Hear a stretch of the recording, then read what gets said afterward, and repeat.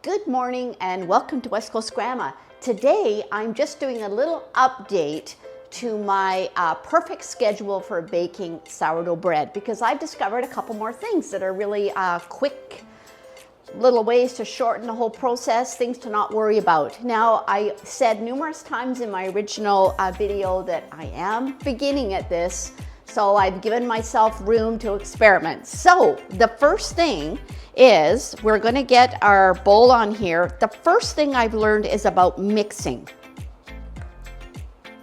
There we go. We're tared back to zero. So what I'm going to do is I'm going to put in first my 700 grams of warm water, and I've pretty well got everything ready here. All right, 700 grams. There we are, 700.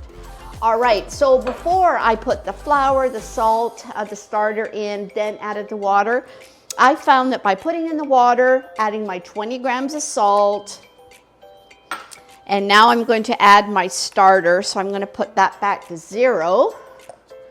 And I'm going to add 200 grams of starter, a tiny bit extra in there. And I'm going to mix this all up. It's kind of nice to have it all combined before I put the flour in.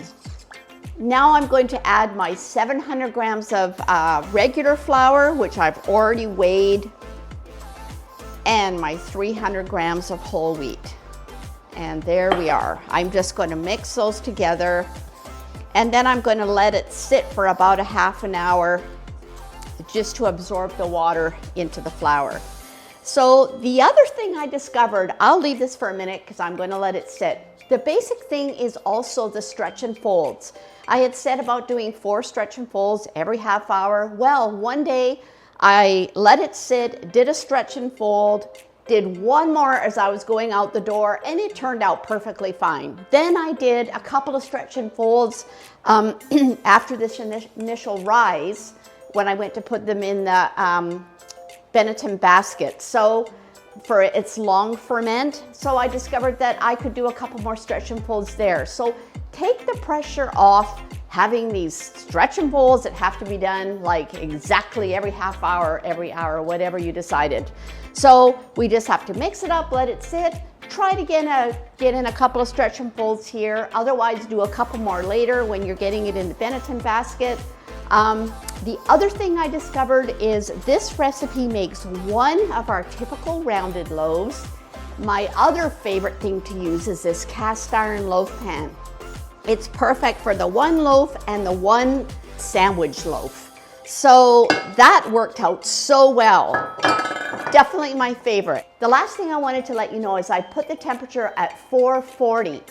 I don't know what I was thinking. It's supposed to be 480. I put it at 440 and I didn't turn it down when I took the lid off after 20 minutes, and they turned out beautifully. So let yourself off the hook with worrying about too much detail. I think it's basically your ingredients, letting it rise, and baking it, and you've got yourself a beautiful sourdough loaf. So give it a try.